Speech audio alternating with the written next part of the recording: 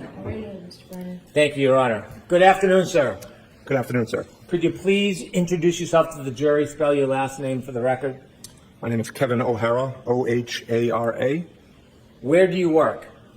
I'm a lieutenant with the Massachusetts State Police, How long have you worked for the Massachusetts State Police? 23 years. When you began your career, what was your role with the Massachusetts State Police? I was assigned as a trooper, a patrol trooper, working out of several barracks across the state. Did you have to have any special education or training before you became an official Massachusetts State Police trooper? Yes, I did. We went to a 6-month academy in New Braintree. How long were you on patrol for? I was on patrol for 17 years until I became a sergeant in 2018. So 16 years, became a sergeant, then a lieutenant. In those 16 years, did you have any additional training after basic academy? Yes, continued training throughout the years, additional training. Eventually, I wound up joining a search and rescue team, went to search and rescue training. Tell us a little bit about search and rescue, what you did and what you do. I'm the team commander for the State Police Special Emergency Response Team, which is known as SERT. I'm also the search and rescue coordinator for the state of Massachusetts. As a team, we conduct monthly trainings, at least twice a month, where our team will come together and train. We've been to trainings all across the country to hit national training standards. Do you have any particular roles when you look for certain types of things? So for CERT, we have 3 main mission types. We will do lost missing person searches, we will do evidence searches, and then we also do crowd control or security at large-scale events, such as the Boston Marathon, the July 4th celebration. We get assigned to Gillette Stadium for all the events down there as well. You mentioned that you work, part of your work is looking for missing persons. Yes, sir. Did you receive any specialized training, have any special experience looking for missing persons as far as training technique? Yes, we get certifications through NASAR, which is a National Search and Rescue Organization, NewSAR, which is a New England-based search and rescue group. We will train several different types of trainings to, improve our search techniques, including man tracking, probability of detection, critical separation, which is how we'll line up as we're searching certain areas. We've also gone, as I stated before, to national trainings where we've now really used a lot of statistical-based searching in our searches. We'll use live tracking maps now, so we've really advanced the way we search for missing persons. When you're searching for a missing person, is there a routine or does it depend case by case? We'll start off with a set normal way we'll deploy.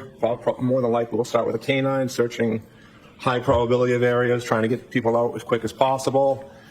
And then eventually it may turn into a line search or a grid search. You said that you lead the SERT team? That's correct, sir. How many SERT teams are there with the Massachusetts State Police? Just one. How do you decide what different cases or situations to get involved in? Is that your request? It's not at our request. We'll receive requests either internally through other members of our department or externally from outside agencies. So can you take us through very basically how would a typical request come to you? Most of the time I'll receive what I call a courtesy notification. I'll get a call from someone that I know in the department or a local police department giving the particulars of the case and if we'd be available and what I think about our response. If we are available, if we're not already on another mission, we'll then start the approval request process, which I'd have to send up through my chain of command. I have to send that up through a captain, which then will go to a major who's in charge of the special operations. And then he may have the final say and may even go hire him to Lieutenant Colonel of Field Services. If the request is internal through another member of our department, it also has to go up their specific chain of command as well. Sometimes getting an external request sometimes goes faster because there's not that second chain of command, to go through. In 2022, how many full-time members were on the SERT team? At that time, we had 55 members, we had one full-time member, 55 total members on the team. So the members on the SERT team, did they engage in other roles at the state police at the same time they're a member of the SERT team? Yes, it's an additional duty. They have a primary assignment either at a barracks or some other assignment throughout the state. If you decided on accepting a mission or you were assigned a mission, who determines how many people from the SERT team would attend? That would be determined by myself and the captain from Special Operations. You mentioned back in 2022 there was 1 full-time member and 55 part-time members of the SERT team. Yes, 55 total, correct, sir. As we stand today, how many full-time members of the SERT team? Currently, we're 69. We did have 71. We've had a few members leave the team recently. Are those full-time or part-time members? I'm sorry, that's full total members. We have currently 5 full-time members, so we increased our on both ends. Are members of the SERT team who work for the Massachusetts State Police drawn from different geographical locations around the state? That's correct. We try to split east-west the best we can geographically, just so we have as quick a response time as possible. We'll break it down further into the northeast part of the state, the southeast, central, west, but main breakdown for us is east-west, basically using 495 as our boundary. If the SERT team's assigned a mission and there are members that are chosen to participate, how often would you go to that scene or involve yourself in that particular event? When I was the only full-time member, probably 99% of the missions I would go to.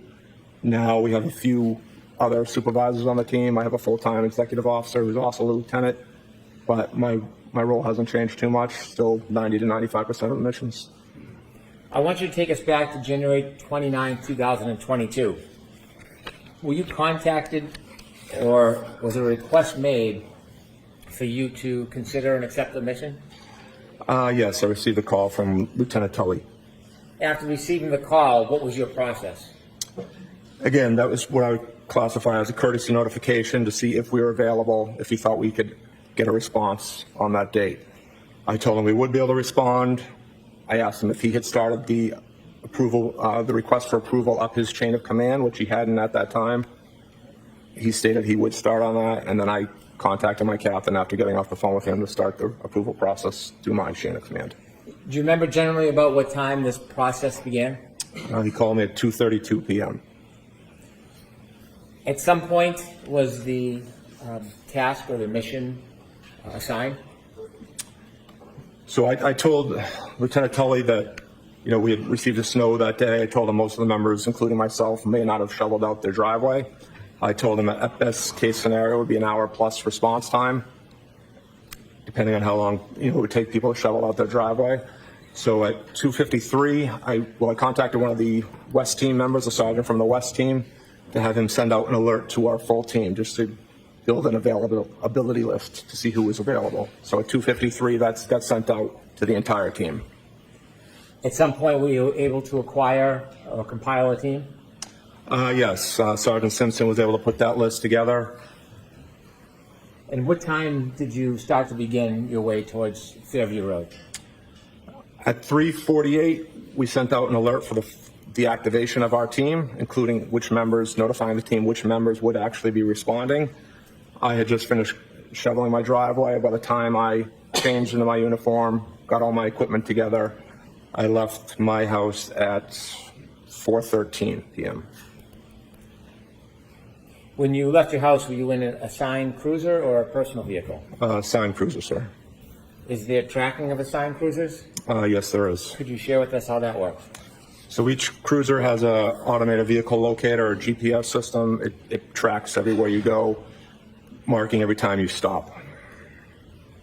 And did the vehicle you were driving have that system? Yes, it did, sir. Before you left to head towards Fairview at 4:13 p.m., had you already defined what the mission was going to be? Yes, I knew we'd be conducting an evidence search. Did you have any idea of how you were going to do that? Yes, I spoke to Lieutenant Tully just to get an idea of the area we'd be searching. I determined how many members we would need to respond to that search, which at that time I figured we would need 8 members to respond. Normally, as the team leader, I'll function more of an incident command role behind the team, documenting some of our efforts. So we dispatched 8 members to the scene. Unfortunately, due to the snow, one of my members was not able to respond, so we only had 7 members officially arrive on scene, including myself, which changed the dynamics a little bit of our search, but nothing major. How did it change the dynamics of your search? Well, like I stated, normally I would stay behind the line of searchers, documenting what they do, more of as a command role, but because we were one member short, I wound up participating in the search more hands-on than maybe normal. Did you ultimately actively participate in the search firsthand? Yes, I did, sir. Tell us about when you first arrive at 34 Fairview and you get out of your cruiser. What's the weather like at that point? Still snowing. What's the temperature like? Very cold. Visibility? It was windy, but no real issues for us to see as we were working. Was there a particular area you were looking at?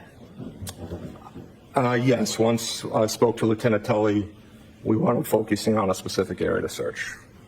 What time did you arrive at 34 Fairview? 4:56 p.m. Did any of your team arrive before you? Just prior to my arrival, one member arrived at 4:54 p.m. And do you remember who that was? It was Trooper Jason Bousselet. Were there other members that arrived after you? Yes, there were.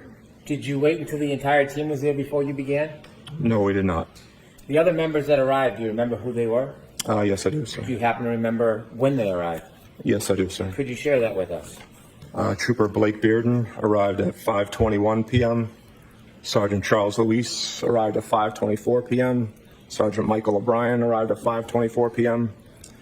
Trooper Scott Viscardi arrived at 5:34 p.m. and Sergeant Anthony Carrier arrived at 5:41 p.m. When you first arrived at Fairview and you looked at the scene, did you have any personal knowledge where any person had been in that area? No, I did not. Did you learn generally that a man was found in that area? Yes, I did. Did you have any photographs or precise location of exactly where that person had been found?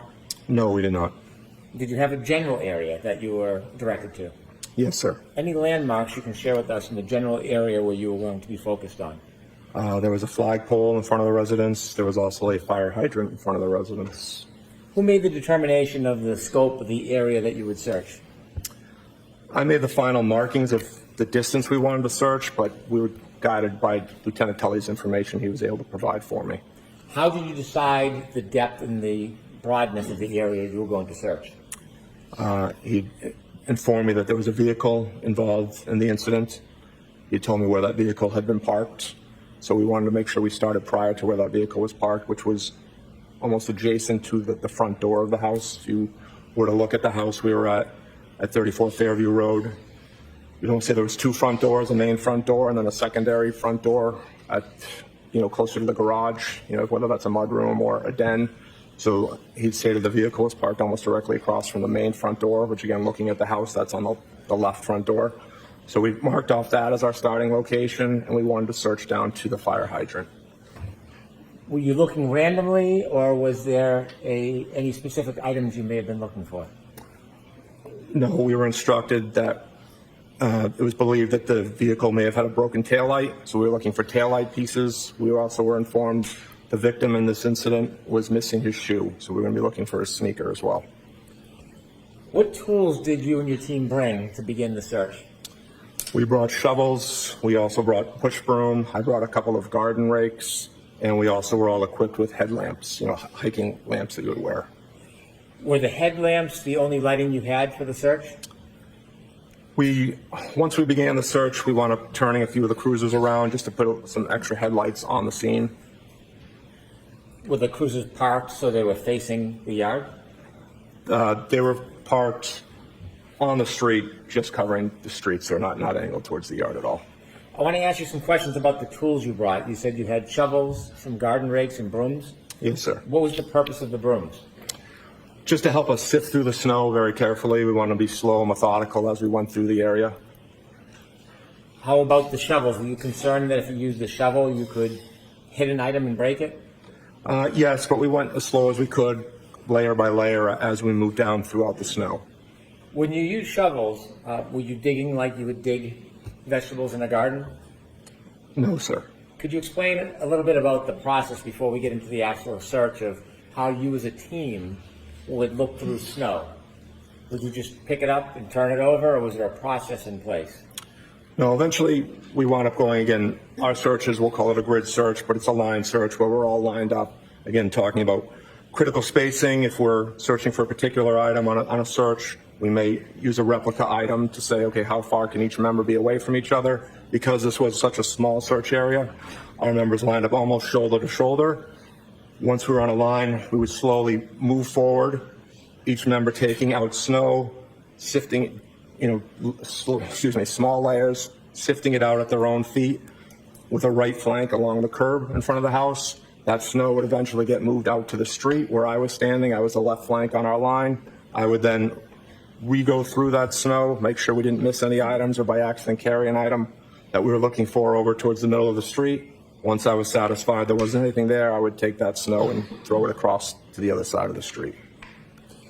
Before you began the search, did you have a chance to look around at the surroundings, including the street, the berm separating the street from the yard, and the area you were going to look at? Yes, I did, sir. Did you see any evidence that there had been any plowing before you arrived? Yes, the plow had come through the area. The plow had not gone curb to curb, so we had a good 3 to 4 foot embankment coming off each curb. So at that embankment where the snow had come to, there was higher levels of snow before it dropped down to the normal snow depth that the rest of the area had received. Could you describe a little more simply what you mean that the plow didn't go curb to curb? So again, the plow had probably only done enough distance for maybe 2 vehicles to safely pass each other, not enough to go all the way to the curb on each side of the street. As we wound up parking, the responding members, as they wound up parking in the snow closer to the curb, and at the end of the night, several of the cruisers were stuck. We had to push them out. When you looked at the snow that appeared to have been pushed by the plow, did that snow that had been displaced reach the berm, the separation between the street and the yard? No, there was 3 to 4 feet between the edge from where the plow was to where the curbing in front of the house was located, sir. The area where you searched or where you were pointed to where Mr. O'Keefe was in that general area, did it look like any snow from any plow had reached that area? No, it did not. When you began the searching, do you know what time it was that you actually began searching? We moved my cruiser and Trooper Boussolet's cruiser at 5:20. We had started gridding off where we wanted to search, but at 5:20, that's when we moved our cruisers, put the headlights on. That's right, Trooper Bearden and the 2 sergeants arrived quickly after on scene, so by 5:24, we started, all 5 of us were lined up shoveling. When the 2 other members arrived on scene, they just joined in on the line to help us move. From when you first arrived at 4:56 p.m. to when you began the search at 5:20 p.m., did you see anybody enter the area that you were going to search other than you or a SERT team member? No, they did not. Were there other people in the area outside the scene or the grid that you were going to search other than you and members of your SERT team? Lieutenant Tully arrived on scene. Was there anybody with Lieutenant Tully?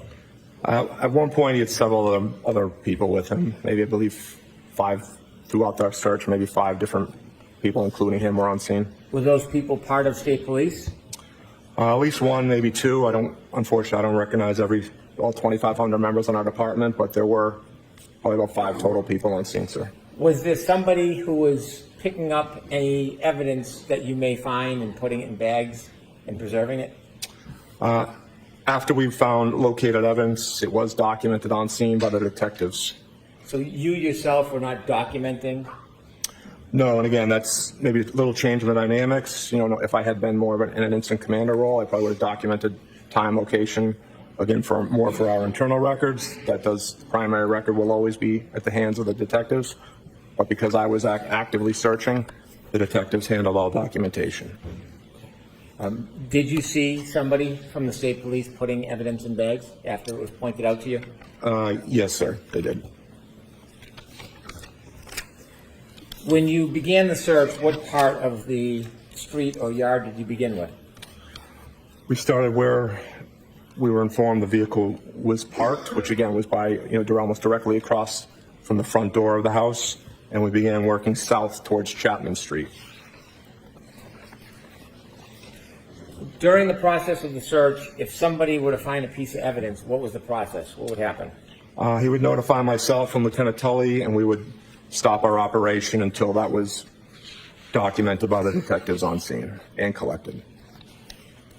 Do you know what time the first piece of evidence was found? believe it was 5:45, sir. Do you remember what the first piece or item that you or the SERT team found was? It was a piece of taillight. So I'm showing you two photographs. You recognize what is in them. First one,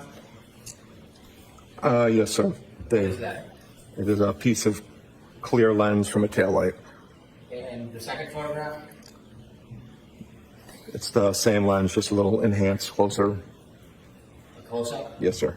I move to introduce these two photographs into evidence. No objection, Your Honor. All right, so one is a close-up of the other, It is. so now court reporter will be the next plus A. With the court's permission, could I show the exhibits? Yes. We see exhibit number 129, please.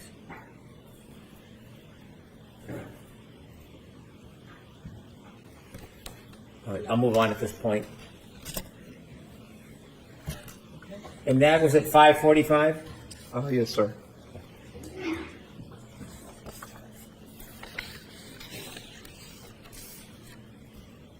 At 5:50, do you know if another item was found? I don't know the specific times. I know the first piece was 5:45, but again, I didn't handle the documentation, and I've not seen the evidence log. Okay. Inevitably, did you or your team find an item of clothing? We found the sneaker. Yes, sir. A sneaker? Yes, sir. Can you describe where the sneaker was found? Sneaker was flush up against the curb, and it was inverted upside down. Was there anything in the sneaker? There was snow on and inside the sneaker. May I approach? Yes. So I'm showing you three photographs. Do you recognize the first one?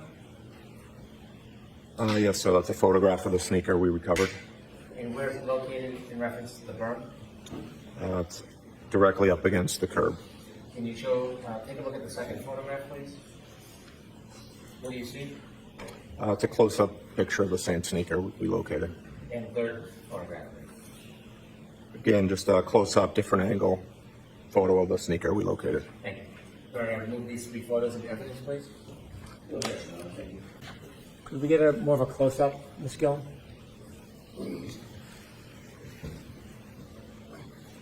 Sir, can you describe what you're seeing here? That's the sneaker we located up against the curb. You can see the snow in the background, and that's the flagpole in front of the house. You can see it's still snowing at this time. Could we see 121, please? And sir, can you describe again what that is? Just a close-up photo of the sneaker we located up against the curb. Is that curb the black area to the right? Correct, sir. How high is that curb? I'm not sure, sir. Several inches.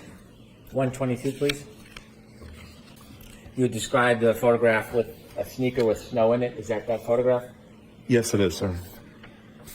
Thank you. You can take that down. That night, do you recall there was any other pieces of taillight recovered? I believe in total we located maybe 6 or 7 pieces of taillight. May I approach, Your Honor? Yes. Sir, I'm handing you three photographs. Thank you. Do you recognize the first photograph? Yes, I do, sir. And what's in that photograph? It's a piece of red taillight that we located. Could you look at the second photograph, please? Yes, sir. What do you see there? It's the same piece of taillight that we recovered, just a close-up version. You can see the molding of an overturned shovel. That piece of taillight actually came up as one of our team members was shoveling. When he overturned his shovel, the piece of taillight was there, and you can see the actual molding from his shovel. And the third photograph? That is another piece of taillight that we located at ground level. A different piece? Yes, sir. Let's stick with photographs 1 and 2. Photographs 1 and 2 is close-up and a further view of a piece of taillight. Are those fair and accurate depictions? Is that piece appeared that night? Yes, they are, sir. All right, we'll introduce two photographs into evidence. So when these items were found, did you examine or study the depth of those items when they were found? I did not, sir. Gave them a glance when our team members told us we found something, and then Lieutenant Tully took over documentation. I returned to my place, on our line. Do you know if any of the items were touching the ground or were they on snow? couple of the pieces were found at ground level, touching the asphalt.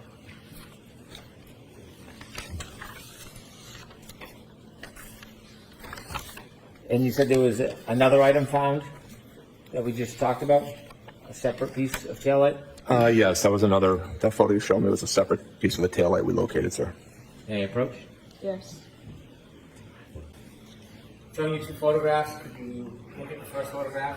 Yes, sir. What do you see? Piece of taillight at ground level. And if you could look at the second photograph, what's that? It's a close-up enhanced view of that same piece of taillight. So it's just a different view of the same piece of taillight? Correct, sir. Is that a fair and accurate depiction as that piece of taillight appeared that night? Yes, it is, sir. I'll remove these two into evidence, one photograph and a second will be a closer-up view. No objection. Okay. While you were conducting the search, did anybody but your team, Trooper Tully, the person who was documenting the evidence, did you see any other people who were not law enforcement in the area? At some point during our search, the media arrived on scene, began filming us or taking photos. Was there anybody from your department or a different department that was managing the crowd? No, there were members with Lieutenant Tully that I believe were not state police members, but I wouldn't know how to characterize what their job description was. So. At any time, did anybody enter that area or scene, the grid that you and your members were working on, other than your group and Trooper Tully and the people with him? No, correct. Once we marked off our area, no one came forward of our line. That whole search area was fresh, undisturbed snow as we moved through the area, and no one moved past our line. Even when Lieutenant Tully and the member who works in his unit came to collect the evidence, they didn't move past the point we had searched up to at that time. Why were you so careful about anybody coming onto your grid? We don't want to disturb our scene, but we also don't want to move forward unless we're all moving together, acting in unison. Given you had brushes and rakes and shovels, did you get through every piece of that area? We didn't go all the way to where I had marked off originally, because after we found everything that was collected, we had gone approximately 8 to 10 feet without finding any other evidence. Lieutenant Tully and I had a discussion. I think we determined we found everything we were going to find that evening, and we decided to suspend the search. Was it a search that took up the whole front yard and street of that area?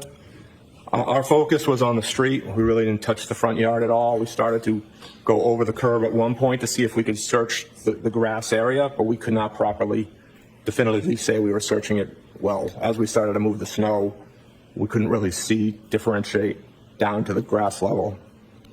How hard was the ground? It was cold, frozen, The ground was frozen? sir. And so not being able to search the entire yard, was there a plan at that point? Did you just end your mission? So when we suspended our search, we'll always do a full team debrief, and we'll debrief with the person who requested our search. And at the end of our search, we'll come up with what we call our probability of detection. We'll give a baseline determination of what I think, percentage-wise, what we would have found, what we were looking for. We'll provide that. I did provide that to Lieutenant Tully. Told him there was a good chance we did not locate everything that evening, and we offered to return at a later date or time at his request. When you were looking generally for pieces of taillight in the sneaker, were you informed, did you have any idea how much taillight would be in that area? I did not know, sir. Was there any way for you to, at that point, identify exactly what you were looking for? No, we didn't have a photo of the taillight. I was never shown anything, so I wasn't sure how much we were actually looking for. May I approach, Your Honor? Yes. I'll withdraw that. What time did you end the search? Approximately 6:15, I believe. I was the last one to leave, which was 6:23 p.m. when I left. And so how long was the entire search? It was about 55 minutes. We started again around 5:20, ending around 6:15, sir. Do you know if any other colleagues or members went back at a later date? I've been informed that they did, yes, but not from my team, but other members of our department. I'll just move on. Did your team go back? We did not, sir, no. Thank you. I have no further questions. Good afternoon, Lieutenant. Good afternoon, sir. When you first arrived at the scene, was there crime scene tape up? No, there was not, sir. Was there any barricade up at all? No, there was not. Was there any evidence that the crime scene was being secured at that time? There was no police presence on scene, sir. Okay. So that when you arrived, the scene had been left unsecured. Do you know how long it had been left unsecured? I do not, sir. So before you arrived, at least, and before your presence was known, or some time before you got there, that scene could have been accessed by anyone, to your knowledge. Well, I think the weather played a good help in us with the scene security, because with that being fresh, undisturbed snow, and with the man tracking we do, we would be able to determine if anyone had access to that area. Of course, of course. But you don't have any personal knowledge of anybody actually securing that scene for onlookers, bypassers, anybody that wanted access to it, they could have had it? Not that I'm aware of, sir. Okay. You indicated that Lieutenant Tully first contacted you around, well, not around, but exactly at 2:32 p.m., correct? That is correct, sir. At that time, your team was not stood up. In other words, you were not activated because that was an initial call by Lieutenant Tully, not an activation call, correct? Correct. That's a courtesy notification, sir. And at that time, Lieutenant Tully had not received the proper protocol, the proper approvals through the protocol to actually have your team activate and have your team dispatched. Yes, I think he'll normally, when we get activated, before they start the process going through their chain of command, they'll call me just to see if we're available and if we could actually respond instead of wasting other people's time calling us. If I were to say, no, we are already assigned on another mission at this time. Right. So around 2:53, you indicated that one of your subordinates, Sergeant Simpson, notified the rest of the team that get ready, but we have not been given the green light, correct? Correct, sir. Building an availability list of who could respond. Okay. That was just a kind of a precursor, if you will, for lack of a better phrase, to make sure that you had the available personnel so when the green light, or if the green light came, you could activate. Correct, and to help start giving people the heads up to start shoveling their driveway. Like I said, as soon as I received that call from Lieutenant Tully, I hadn't shoveled my driveway yet. Okay. I went out and had to go clear my driveway and my cruiser, and the end of my driveway, we usually get plowed in by our plows. We had several feet of snow at the end of my driveway, sir. Lucky you. Yes. All right. Did Lieutenant Tully inform you in that first phone call that colleagues of his, Massachusetts State Police colleagues of his, were already en route to Dighton to retrieve or seize the SUV? He did not say that, sir. Did Lieutenant Tully inform you that Massachusetts State Police had actually contacted the Dighton Police Department for their assistance in potentially seizing that SUV? He did not tell me that, sir. Did he indicate to you, you indicated that your conversation was at 12:32. Did he indicate that he had just gotten off the phone with Dighton PD at 12:31, just a minute prior? Our phone call was at 2:32, sir. I'm sorry. I don't know if that can, Did I say 12:32? that's a different time you're looking to. 2:32, and he had just gotten off the phone with Dighton PD at 2:31. Did he indicate anything like that? No, we did not, sir. Okay. So we do know that at that 2:30-ish hour, you were not authorized to respond to the unit, to the location at that point. None of your units were en route at that point. No, neither one of us had requested approval through our chain of command at that time, sir. And you've already told us that you didn't head out until just after 4, sometime after 4 p.m.? Yes. My GPS data has me leaving my driveway at 4:13 p.m. Got it. Once you were at 34 Fairview, you arrived first, correct?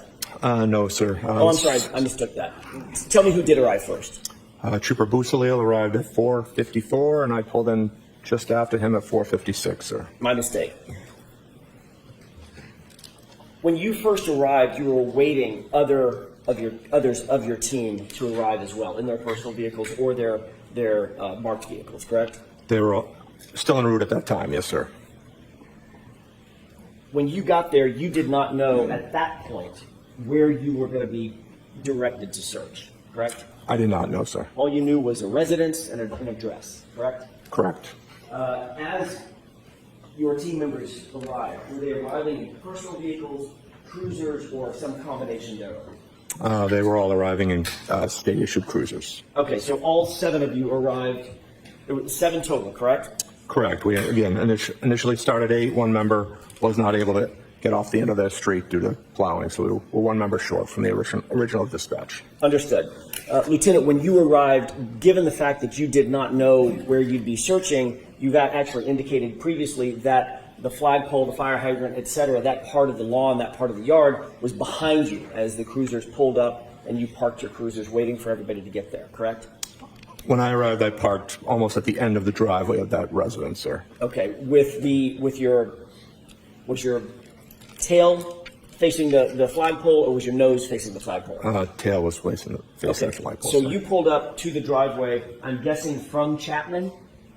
Yes. Heading north? Correct, sir. Yes, from Chapman. Okay, so you pulled over to the edge of the driveway, sort of on the wrong side of the street, I'm guessing. Same side as 34 Fairview, sir. Understood. So the area and the grid area that you ultimately decided to search and ultimately were directed to search, that was all behind you. Yes, it was. And it was dark out, obviously. Yes, it was. Getting dark. It was dark. It was winter, so it was dark at Okay. 5 o'clock. Your focus was certainly not on the area behind you at that point, correct? While As we a were matter of fact, your driving, focus sir? wasn't really anywhere, was it? Because you No. didn't know where you were going to search. Correct, sir. Okay. Ultimately, your team members began to arrive one by one, and each one of them would stay in their car, or would they get out and come coordinate with you, like at your cruiser? No, as they arrived on scene, they would come out because Lieutenant Tully had already arrived on scene. He was technically the 3rd member of the state police on scene. Okay. So once he got on scene, I was already out talking to him, and I was marking off the area we were going to search. Understood. He ultimately, at some point, did direct you to a location behind you, which you were not currently focused on, toward the flagpole, the fire hydrant, you said. Yeah, I wasn't focused on any area at that time, sir, no. You marked those the areas out that Lieutenant Tully directed you to with some sort of grid coordinates, or was it just sort of a mental grid? No, I wound up marking, stepping it off in the area I wanted to search, sir. Did you use any string or rope or anything like that to physically grid the area off?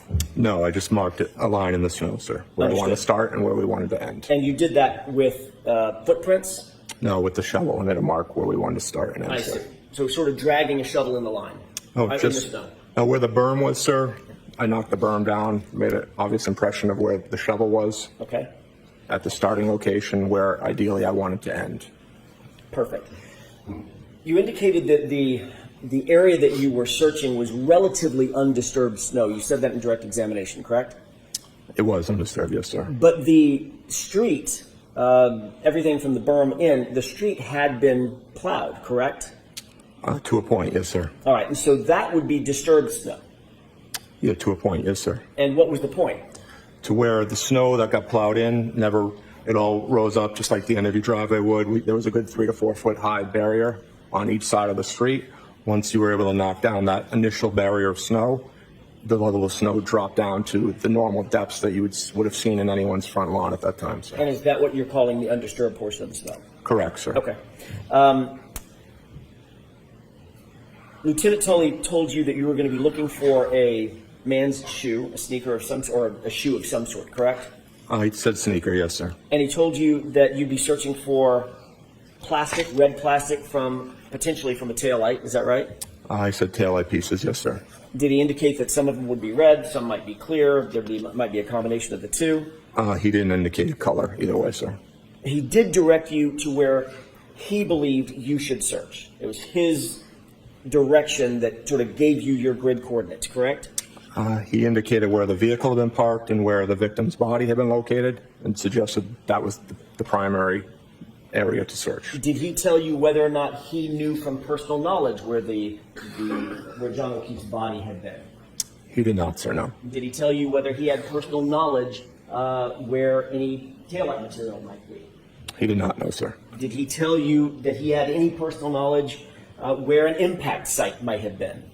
He did not know. Did he tell you that he had personal knowledge that there had been an impact site at the location? No, he just said he believed the incident involved a vehicle. Okay. One of your goals when looking at the search location was to obviously remove the snow as methodically as you could, correct? Yes, sir. You wanted to not only remove layers of snow, but then ultimately expose the layer beneath it with as little disturbance as possible. Is that right? Correct, sir. I think you noted that the plow had not plowed all the way to the curb, so the snowbank was sort of in the street, not in the yard, or at least a few inches from the curb line and not in the yard, correct? Correct, sir. As I stated, as some of the responding members parked, they were thinking they were parking in a safe spot in the street, and their cruisers wound up being stuck at the end of the night. And you and your team had some experience doing searches in snowy conditions, being from Massachusetts, I'm guessing. Missing person searches, we've never been out for an evidence search in this specific type of conditions, but we have done missing person searches. So this was the first time you and your team had executed a search of this nature in these kinds of conditions for these kinds of items? In blizzard conditions, yes, for an evidence search, yes. But you did indicate on direct examination that although it was blizzard conditions and the winds were high, and we've learned that windy conditions sort of define a blizzard in some respect, the visibility was relatively good. Yeah, with our headlamps, we had pretty decent visibility. I want to ask you a couple of questions about the techniques for conducting a search like this in some sort of snowfall. Obviously, as a specialist in searches, one of the things that you put as the highest priority is documenting exactly where the search is conducted, what techniques are used to conduct the search, and what, if anything, is found and exactly where it's found, correct? Yes, documentation of your search is important, yes, sir. You'd also want to document the time that things are found, correct? Yes, you want those documented. And you'd want to document the relative locations between and among items that are found. How close are they to each other? How close are they or far are they from a stable landmark, a static landmark, correct? So we will mark items, sir. Okay. Measuring in between distances, they do get stamped when we mark our items. Measuring them would be at the discretion of the investigators themselves. And obviously that would be among the best practices to clearly document how a search is conducted, correct? Correct, sir. Another way to document the evidence or the search is to do it through either video evidence or photographic techniques, right? Just photographing, forensic photographs of where things are found, contextual photographs moving into close-up photographs, correct? That would be at the discretion of the detective, sir. And in this case, that discretion lay with Lieutenant Tully, correct? Yeah, he was the incident commander, correct, sir. You indicated a number of hand tools that you brought with you to the search to make sure that you had the tools necessary to get through the snow and get to the items that if there were any items out there, to get to the items you were looking for. Is that right? Correct, sir. And you did, in fact, remove layer by layer of snow and sort of sift through it as best you could, correct? Yes, sir. That also included some shovels where a shovel full of snow might be gathered and then turned over, correct? Yes, sir. All right. That was done somewhat methodically, is that right? Yes, it was, sir. And you wanted to make sure that you weren't missing anything as you were digging through the top layers of snow and getting down to something closer to the surface, correct? Correct, sir. And at that time, what was the level of snow, if you can estimate it? How much snowfall? I believe the area, not living that far from that location myself, was anywhere from 15 to 18 up to maybe 20 inches in certain towns. And again, this is after 5:45, 5:48 in the evening of January 29th. When the first item was discovered, it was 5:45. Okay. Yes, sir.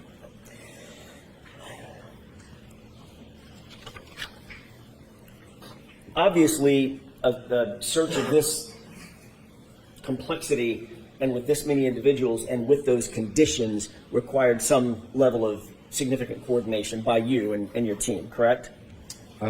Yes, sir. You had you had to account for all the personnel who were there. Is that right?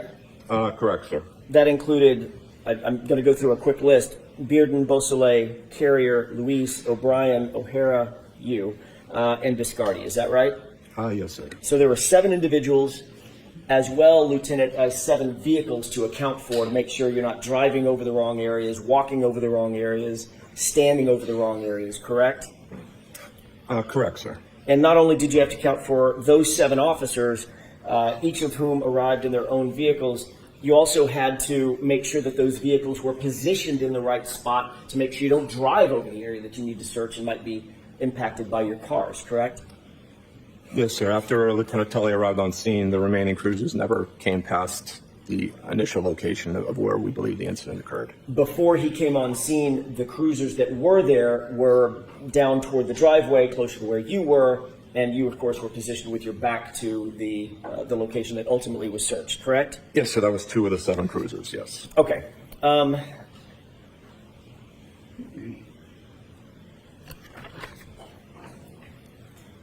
Once you learned where you wanted to search, you literally had to sort of turn around, physically turn things around to begin searching behind where you had originally positioned yourself. No fault of your own, you just didn't know where to go. You had to sort of turn around and go backward toward the area of the flagpole, away from the area of the driveway, correct? Yes, sir. And so as you began to focus on the other side of the house, the other side of the driveway, you had to actually reposition a couple of the cruisers. You didn't have to, but you chose to reposition a couple of the cruisers to turn their lights back around, correct? That is correct, sir. At some point, you've indicated that there were other individuals who you noticed were at the scene. Is that right? Yes, there were non-CERT members on scene, sir. Okay.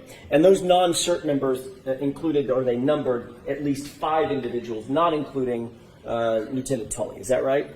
I believe that includes Lieutenant Tully, sir. I believe it was 5 total. Okay, so 5 does include Lieutenant Tully. There were 4 others that were non-CERT members, correct? Correct, sir. And those were members, I think you've earlier testified that those were members of either Massachusetts State Police or Canton Police or both. Is that right? I believe it was both, yes, sir. And you did not recognize those individuals? I recognized one of the state police members. I believe a second one was also a state police member that I'm not familiar with. Okay. And then 2 other members that I believe were Canton Police, but again, not familiar with them. And these individuals were, obviously, it's dark. You're not paying attention to them. You're not paying attention to what they're doing. They probably have hats and hoods and gloves on, I'm guessing. Well, they didn't arrive on scene right away, so we were already well into our search before they even arrived on scene. The only one who was on scene originally was Lieutenant Tully. If you weren't paying close attention to those 4 officers, those additional 4 officers, how do you know exactly what time they arrived on scene?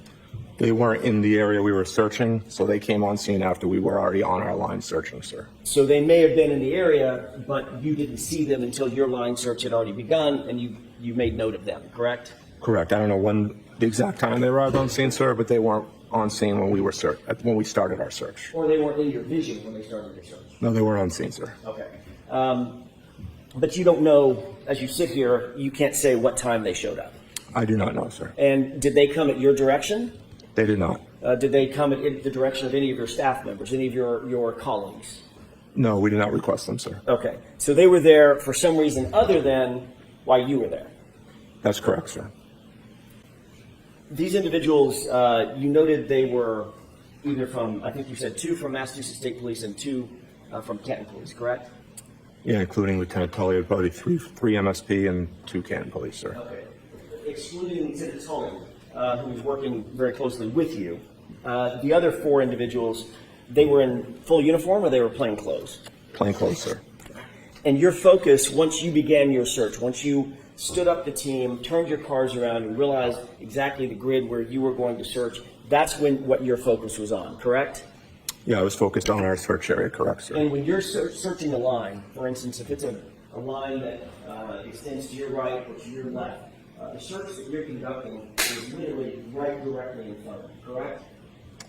Well, you're always looking left or right because you're staying online with your teammates, so you always have a full view of the scene you're searching, sir. Understood. I'm not saying that you look down and never look up again. But I'm saying that your focus, the main focus of your search, is directly in front of you. That's why you do a line search. So you can take small steps, search in front of you, move forward, search in front of you as a line, almost an entity, a single entity moving forward, correct?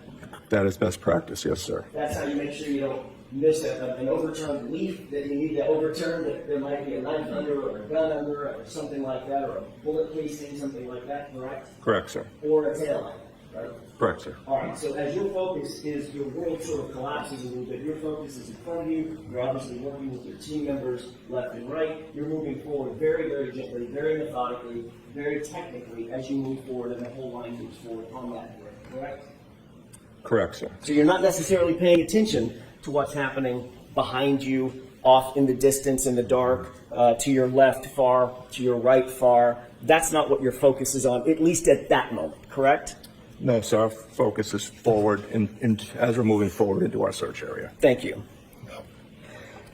In addition to the 5 individuals, Lieutenant Tully included, and the other 4, there was also another person that made contact with you from 34 Fairview, correct?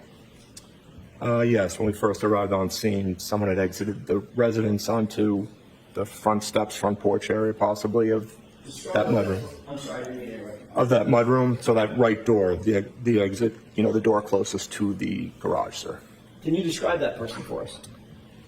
It was an adult male wearing a hooded sweatshirt. Did that person approach you or one of your team members? No, he never left the front door area. Did he say anything to you or one of the team members? He asked if we were here for what happened earlier. We replied yes, and he turned and went back inside the residence. And as you sit here, you don't know who that person is. I do not, sir, no. But he's a male, I'm guessing middle-aged. It was not a child, sir. It was definitely an adult male, sir. Adult male wearing a hooded sweatshirt. Yes, sir. Thank you. You testified that you recovered. I have a hard time speaking. It's been a long day. I apologize. Let's try that again. You testified that you recovered a piece of plastic first before you recovered the shoe, or do I have that backwards? No, there was one piece of taillight located before the shoe, sir. Understood. You've also indicated that of the, I think you said 6 or 7 total pieces of plastic that were found, that all of those pieces of plastic and the shoe were found basically right next to each other, correct?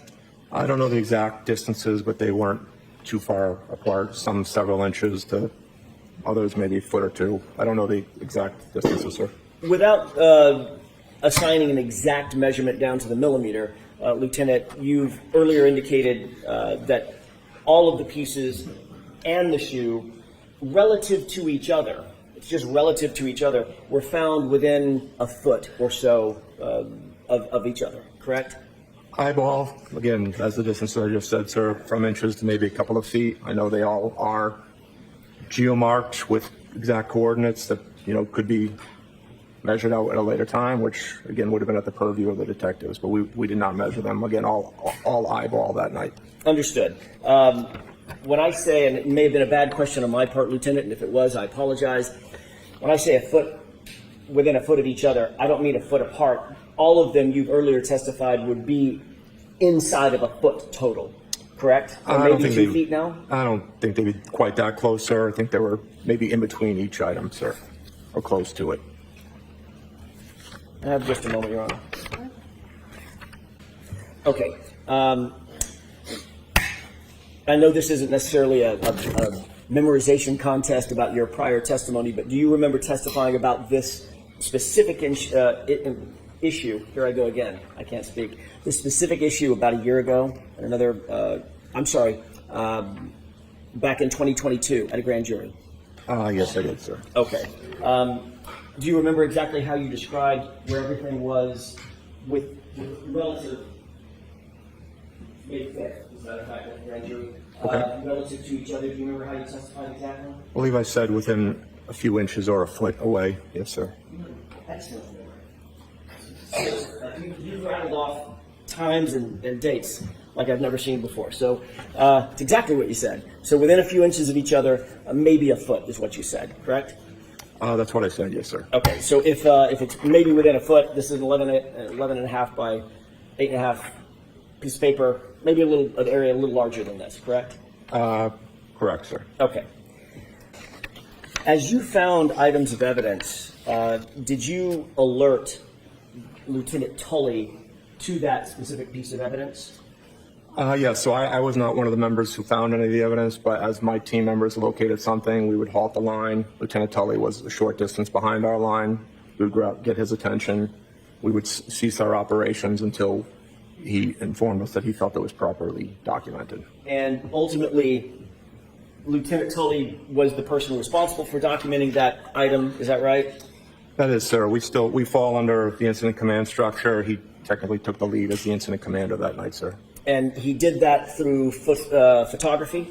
Yes, sir. So you saw him taking pictures of the items in their place once they were found, correct? Yeah, I believe he was the one taking photographs, sir. And by definition, Lieutenant, as a search like this is being conducted, unfortunately, moving snow means possibly moving the items themselves, right? Potentially, yes, sir. Because they might end up in a shovel full of snow, you turn it upside down. That's not where the piece of evidence was to begin with, right? Correct. It's been moved at that point. But in this case, nearly all of the pieces that you did find, including the shoe, were nearly next to each other, meaning within inches of one another, correct?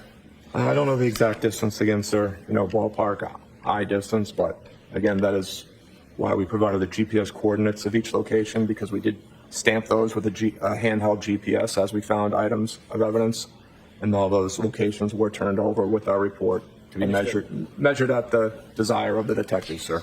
Certainly, using that very impressive memory of yours, your memory back in May of 2022, May 5th of 2022, was that they were within inches of each other. I believe that's what it stated, yes, sir. Okay.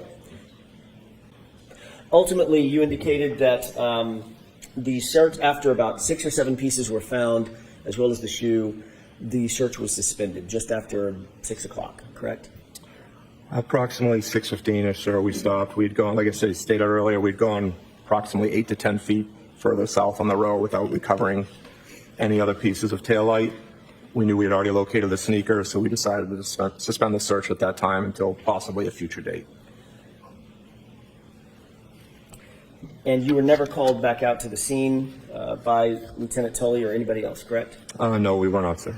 And did you become aware that over the next days and several weeks, there would be 40 more pieces of taillight claimed to be recovered at the scene? Did you become aware of that or no? I was aware other pieces were located. I did not know that was the number, and I don't know exactly when I became aware of that. It was probably much later on, possibly at this location when I learned that information, sir. And you don't know, as you sit here, you don't know whom it was that recovered those pieces, correct? No, I've never seen the evidence log, sir. And you don't know when those additional pieces were claimed to have been. I do not know. When Lieutenant Tully and you had a conversation about shutting down the scene, was Lieutenant Tully's comment to you after those first few pieces were found that he was, quote, very satisfied that you had recovered everything that you were going to recover from that night, from that search? Objection.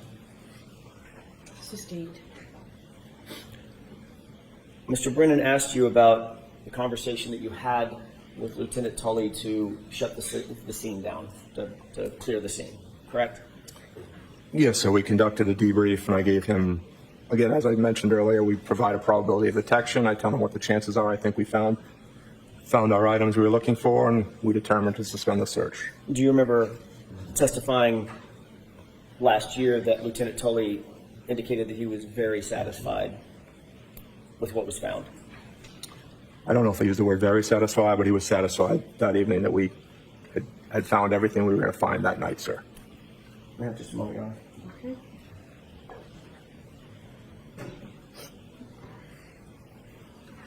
Do you remember exactly what you indicated Lieutenant Tully's words were as you sit here?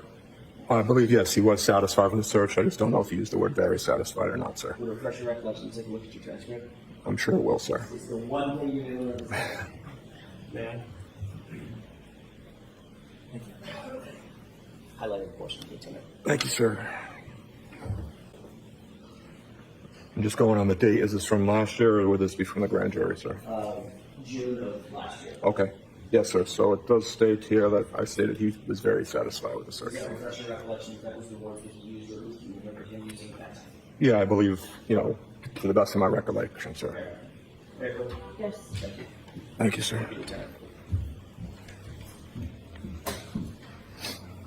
May I have just a moment, Your Honor? Yes.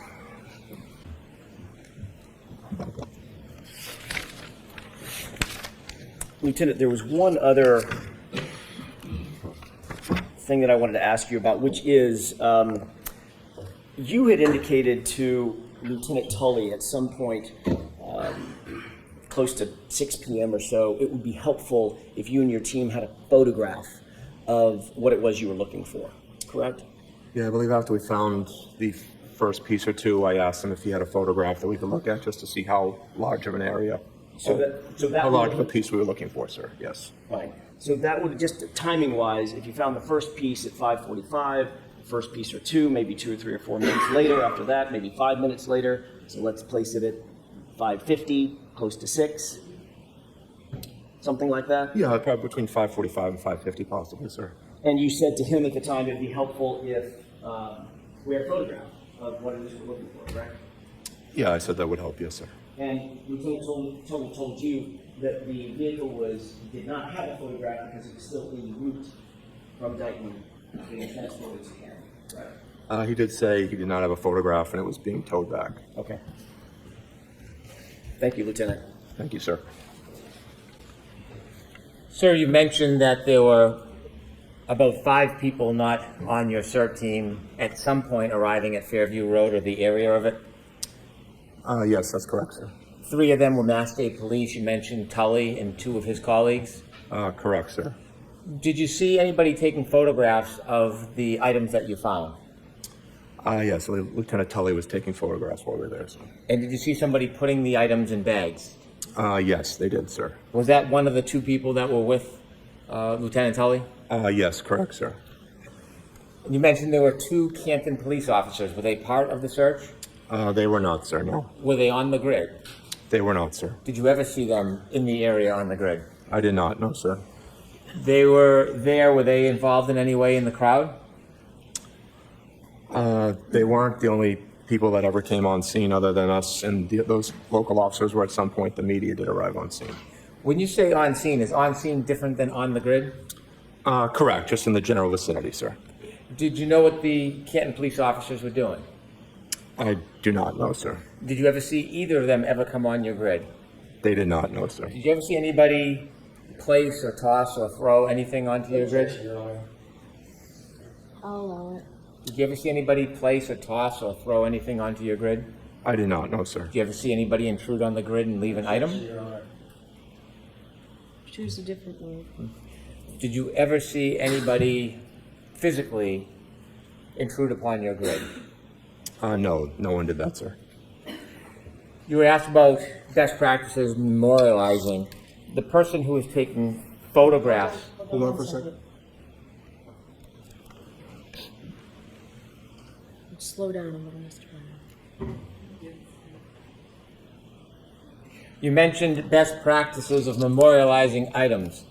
And you also mentioned Lieutenant Tully was taking photographs. Yes, that's correct, sir. Do you know if those photographs were time and date stamped? I believe they were, sir.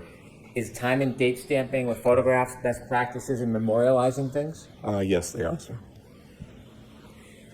Now, before you defined the grid, and before you began that search, you knew other state police officers, didn't you? Yes, I did. Did you know a person by the name of Trooper Yuri Buchanan? Yes, I do know him, sir. Did you know somebody at the time known as Trooper Michael Proctor?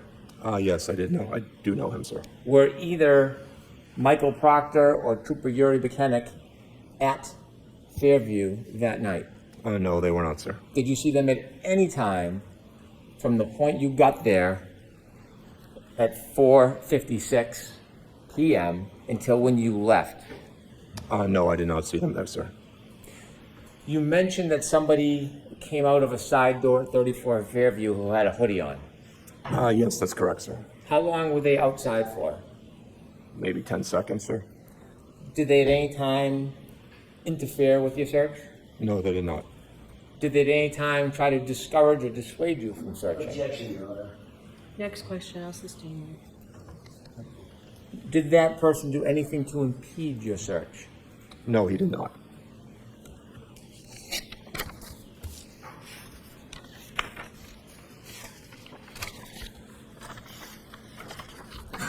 You were asked about your conversation with Trooper Tully, Yes, sir. and he mentioned, or you characterized, he was very satisfied that what you had found, everything you were going to locate at that time. That's correct, sir. Did he ever suggest that he expected that you would not find anything else? No, he did not. Did he ever suggest that there was no other trace evidence there? No, he did not. Was there a discussion that he or you or other people may come back to search further at a different time? We offered to come back at a later date, and he just accepted our offer, but we were never contacted to come back, sir. When you offered to come back, was that based on your assessment that it was a difficult area to search? Correct. Again, as we talked about probability of detection, we'll base that on 10 different categories, give him a baseline percentage chance of it. Would we have found what we were looking for?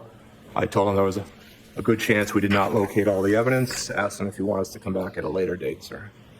And when you mentioned that you couldn't finish the search because of the grass, tell us a little bit about what made it difficult because of the grass.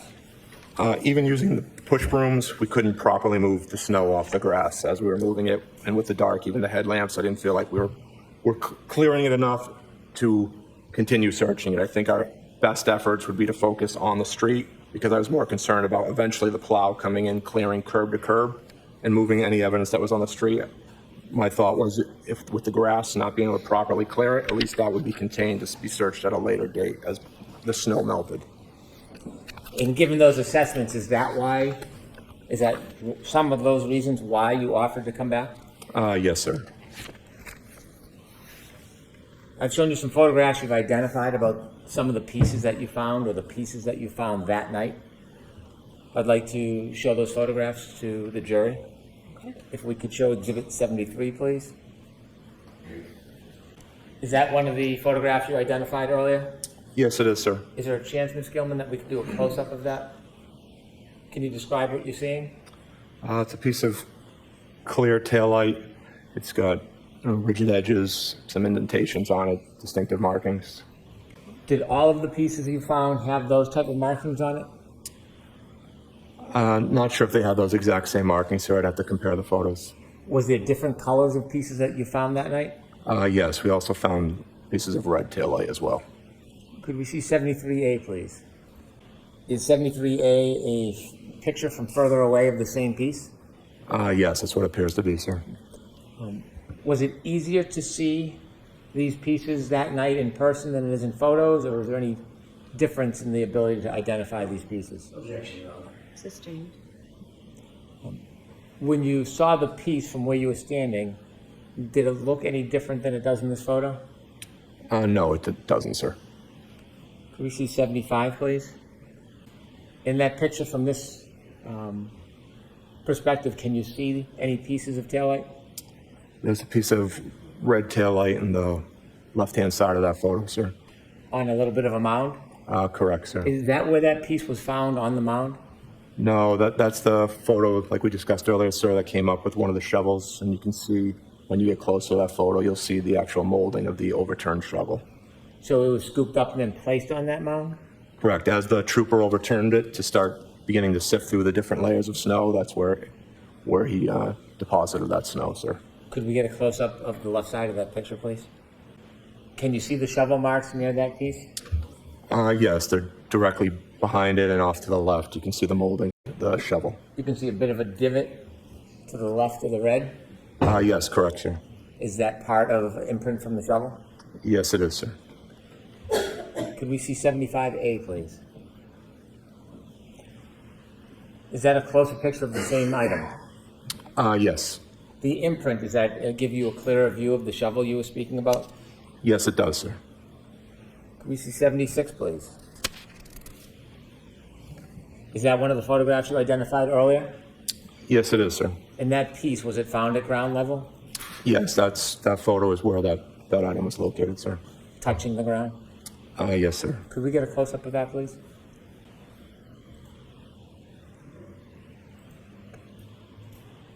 And if we could have 76A, please. Is that a picture of the same item? Yes, it is. Just zoomed in, sir. You can close that, please, and turn the lights on. Thank you. To be clear on the timeline, your colleague arrived, first colleague arrived at what time? 4:54 p.m., sir. And you arrived at? 4:56. You mentioned that it looked like fresh snow. Yes, sir. The area we searched was fresh, undisturbed snow. And when you got there at 4:56, when you described fresh, undisturbed snow, was that your impression when you first got there at 4:56? Yes, I had realized that the plow had not cleared curb to curb. You began your actual search at what time? Right around 5:20, we wound up again. We moved a couple of our cruisers around just so to add extra headlights, extra lighting on the scene itself. And the first piece of evidence was found at what time? 5:45, sir. Your area that you searched, did you say it was 8 to 10 feet? No, sir. The area marked off was just over approximately 60 feet. We had gone about 8 to 10 feet towards the end of the search without locating any more items, and that's where we suspended the search. How much of your focus was near the street area? Only 99% of it, sir. As soon as we got to the grass and realized we couldn't clear it properly, my main focus was on that street, just again because I was concerned about the plow coming through at a later time. You were worried that if you didn't finish the street, there could be some impact from plowing? Yes, sir. And did you say 99% was the street area? Yeah, approximately, sir. Thank you very much. Anything, Mr. Jackson? Yes, briefly. So the search went approximately 60 feet, That's the area I marked off, sir. and in that 60 feet, you started close to or adjacent to the front door, correct? Correct, sir. And in that 60 feet, you were doing the type of search that we described earlier, and you described earlier, about going just a few paces at a time and starting to move material out of the way to try to get down to the surface, correct? Yes, sir. All working together. Yes, sir. And you did not find 40 pieces of taillight at or near or on that street or the lawn or any place else, correct? Yeah, I don't know the overall number, sir, but And neither did your colleagues. correct, sir. We've never been notified how much has been located. The only thing that you found was concentrated in one area, maybe a foot or 2 feet in diameter. You said 6 or 7 pieces and a shoe, correct? That's what we located. Yes, sir. You didn't find a black baseball cap, correct? We did not know, sir. And in the photographs that we've seen, that's clearly not undisturbed snow, correct? The photographs are us moving after having moved the snow, sir. Some of it is y'all moving the snow. Some of it is disturbed snow on the street or at the curb, correct? After we had moved it, yes, sir. You indicated that Trooper Proctor and Trooper Buchnick, you know both of them, correct? I know who they are, yes, sir. Or know who they are. When Trooper Tully told you that the vehicle was en route and could not provide you a photograph at, let's call it 5:50 p.m., did he tell you that the vehicle had actually been secured at Canton PD about a mile and a half away at 5:35 p.m.? No, he did not say that, sir. Did you know through any other means that that vehicle was just a mile and a half away at 5:35 p.m. before you ever found the first piece of taillight? Did you know that? I did not know what time it arrived, sir. Thank you. Do you know what time Trooper Tully told you he did not have a photograph? It was sometime after we found the first piece, sir, so sometime after 5:45, sir. Thank you. All right. That's all I have. All right, Lieutenant, you are all set, sir. Maybe a break. Okay.